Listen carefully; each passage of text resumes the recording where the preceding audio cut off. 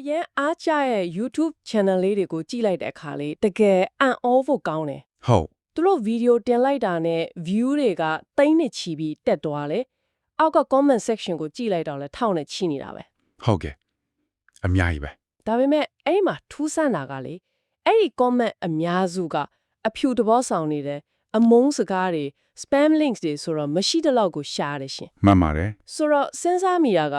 ဒါဘလို့ဖြစ်နိုင်တာလဲပေါ့သူတို့မှာ comment တွေကိုတနေကုန်ထိုင်ဖတ်ပြီးရှင်းထုတ်ဖင်းနေလူတွေအများကြီးများရှိနေတော့လား မေခရှင်က creator တော်များများစဉ်းစားမိတဲ့မေခွန်းတစ်ခုပါတယ်တကယ်တော့အဖြေကလူအင်အားထက်နီးပညာပိုင်းကပို့ပြီးအဖြေပေးပါတယ် အော် ဒါက YouTube Studio ထဲမှာပေးထားတဲ့ tool တွေကိုကျွမ်းကျင်အတုံးချတတ်မှုရဲ့ကြလက်ပေါ့နော် ဟုတ်ကဲ့ ဒီနေ့ကျွန်တော်တို့အသေးစိတ်ဆွေးနွေးသွားမှာလားအဲ့ဒီ community moderation settings လို့ခေါ်တဲ့အရာတွေအကြောင်းပါပဲဒါကိုကို channel အထက် control panel တစ်ခုလိုမျိုးသဘောထားလို့ရပါတယ် ဟုတ်ပြီဆိုတော့ဒီနေ့ကျမတို့ရဲ့အဓိကအရင်အမြက်က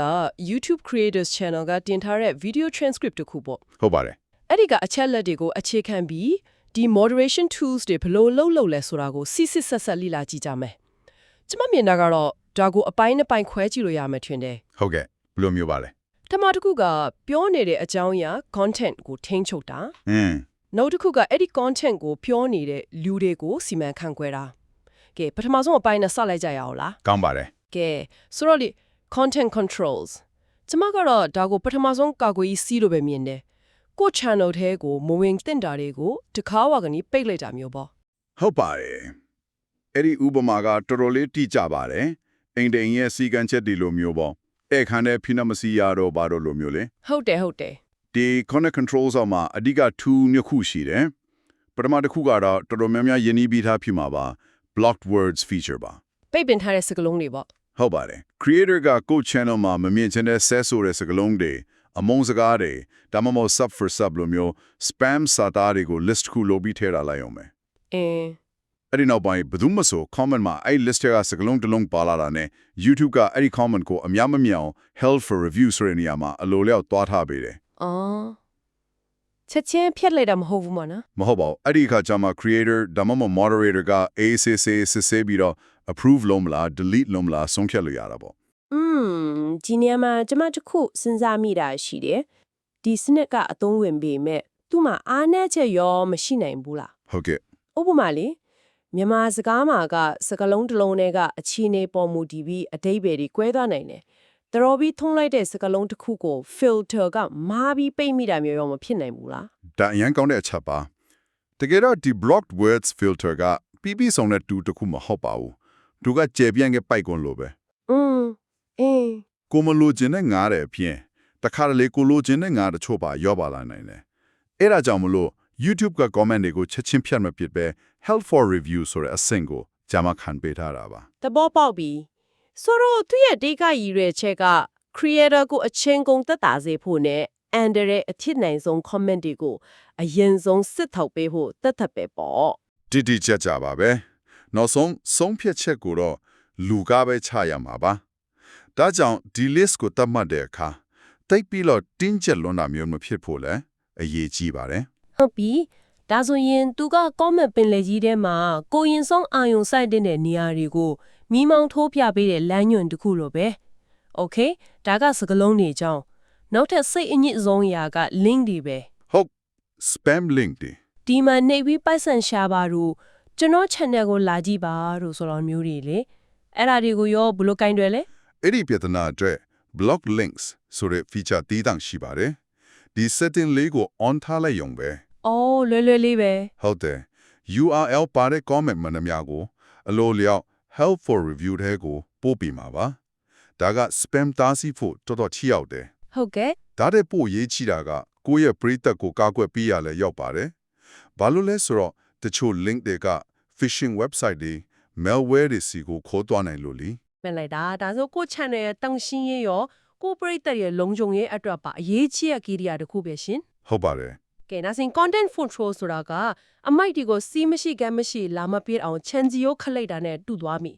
ဒါပေမဲ့တစ်ခါတလေမှာပြဿနာကအမိုက်မဟုတ်ဘူးအမိုက်လာပစ်တဲ့လူဖြစ်နေတတ်တဲ့ ဟုတ်ပါပဲ အဲ့တော့ဒီလူတွေကိုစီမံခန့်ခွဲတဲ့ user management အပိုင်းကိုဆက်သွားကြည့်ကြအောင် ကောင်းတယ်ကူပြောပါတယ်အတိုင်းဝိုင်းတစ်ခုဒီဆောက်တဲ့နေရာမှာ content ကိုစီမံတာကတပိုင်းအဲ့ဒီ content ကိုဖန်တီးနေတဲ့လူတွေကိုစီမံတာကပိုပြီးတော့အရေးကြီးနိုင်ပါတယ် ဟုတ် ဒီမှာ YouTube ကလူတွေကိုအဓိကအဖြစ်အမျိုးအစား၃မျိုးခွဲပြီးကင်တွယ်ခိုင်းတယ်ပထမဆုံးကတော့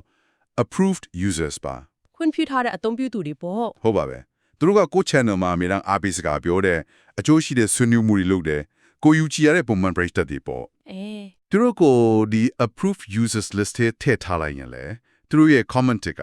ကျွန်တော်တို့ခုနကပြောခဲ့တဲ့ block words filter တွေ block links filter တွေကိုလုံးဝချော်ဖြတ်ပြီးအလိုလျောက်တန်းပြီး publish ဖြစ်သွားမှာပါ အော်ဒါကကောင်းတဲ့အပြုအမူကိုအားပေးတဲ့ reward system တခုလို့ပေါ့ပိတ်ပင်တာကြီးပဲမဟုတ်ပဲ community ကကောင်းတဲ့သူတွေကိုအတိမပြုပြီးသူတို့အတန်ကိုပိုချဲအောင်ရစ်တန်းတင်ပေးလိုက်တာပဲ တိတိကျကျပါပဲဒါကအပြုသမောဆောင်တဲ့ community culture တခုကိုတည်ဆောက်တဲ့နေရာမှာအရေးပါတဲ့ခြေလှမ်းတစ်ရပ်ပါ ဟုတ်ကဲ့ ဒုတိယမျိုးစားကတော့ moderators တွေပါ channel ကအရန်ကြည့်လာပြီး comment တွေလည်းအရန်များလာတဲ့အခါ creator တယောက်ဖက်အကုန်လိုက်ကြည့်ဖို့မလွယ်တော့ဘူးလေ မလွယ်ဘူး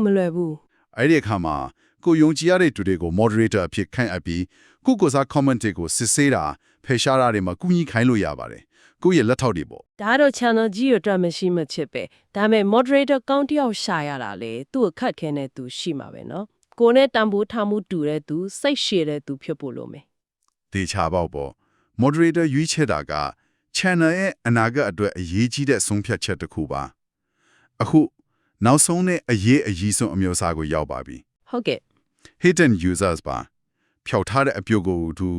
တေပေါ့ ဒါက approved users ရဲ့ပြောင်းပြန်လား ဟုတ်ပါတယ်ကို channel မှာအမြဲတမ်းပြဿနာရှာတဲ့ရန်စကားတွေပြောတယ်အဖြစ်တဘိုးဆောင်တဲ့ comment တွေပဲလာရင်းနေတဲ့သူရှိတယ်ဆိုပါစို့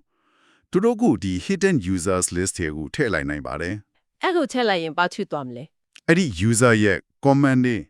live chat message တွေအားလုံးကို channel ပေါ်မှာဘယ်သူမှလုံးဝမြင်ရတော့မှာမဟုတ်ပါဘူး ခဏလေးဒါဆိုရင်အဲ့ဒီလူကသူ့ကို block ထားမှတိသွားမှာပေါ့အဲ့ကြရင် account အသစ်တင်နေပြန်လာပြီးပိုဆိုးအောင်ဒုက္ခပေးတာမျိုးတွေဖြစ်လာနိုင်တာပေါ့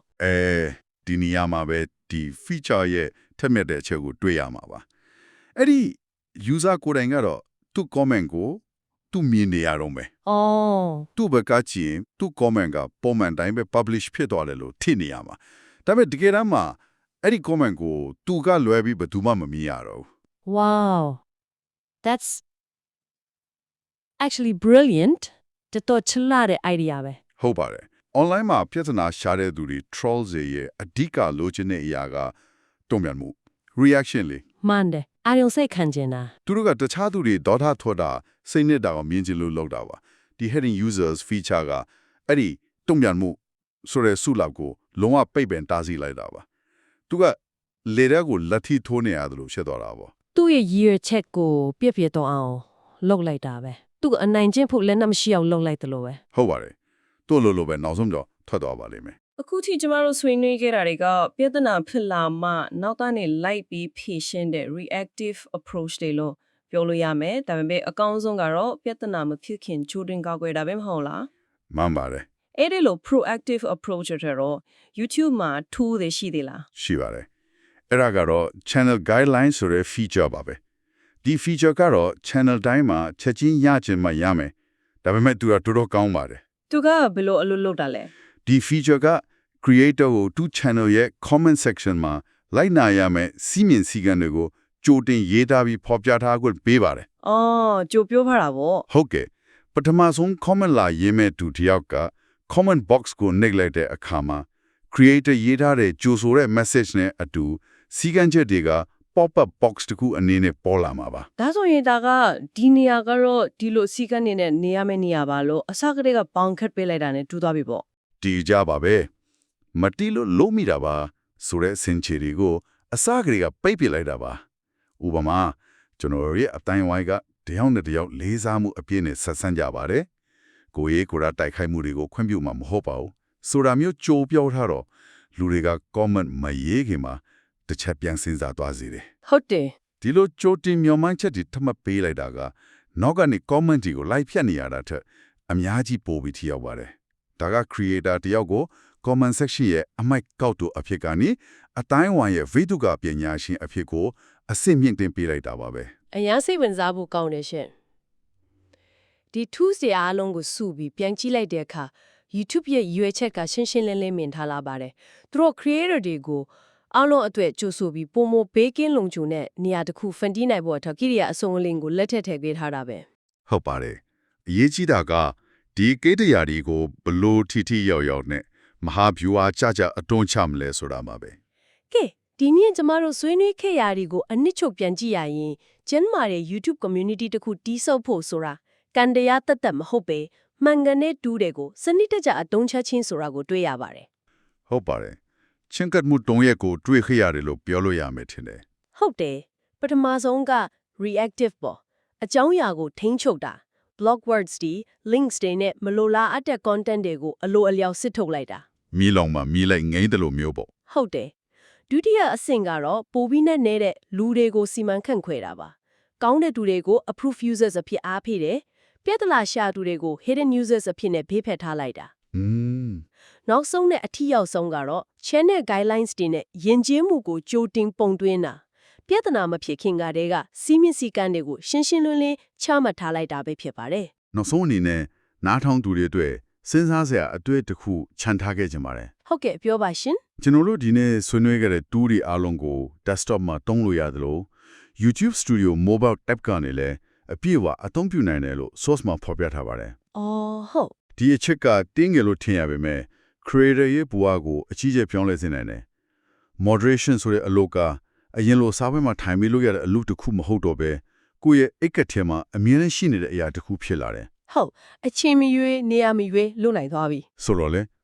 ဒီလိုအချိန်မီရွေးနေရာမီရွေးကိုယ့် community ကိုစီမံခန့်ခွဲနိုင်စွမ်းက creator နဲ့သူ့ရဲ့ community ကြားကဆက်ဆံရေးကိုဘယ်လိုများပြောင်းလဲစေနိုင်မလဲ စိတ်ဝင်စားစရာမေးခွန်းပါ ဒါကပြဿနာတွေကိုပိုပြီးမြင်မြန်ဆန်းဆန်းတုံ့ပြန်နိုင်လို့ပိုကျန်းမာတဲ့အတိုင်းအဝိုင်းကိုဖြစ်စေသလားဒါမှမဟုတ် creator ကို24နာရီလုံးလုံးအနားမရတဲ့ community manager တယောက်ဖြစ်သွားစေပြီး burn out ဖြစ်ဖို့တွန်းပို့နေသလား ဟုတ်တယ်နီးပညာကပေးတဲ့အဆင်ပြေမှုနဲ့စိတ်ပိုင်းဆိုင်ရာဝန်ထုတ်ဝန်ပူးကြကချင်းခွင်ရကို creator တွေဘယ်လိုရှာဖွေရမလဲဆိုတာကတကယ်ကိုအရေးကြီးတဲ့မေးခွန်းတစ်ခုဖြစ်လာနေပြီရှင်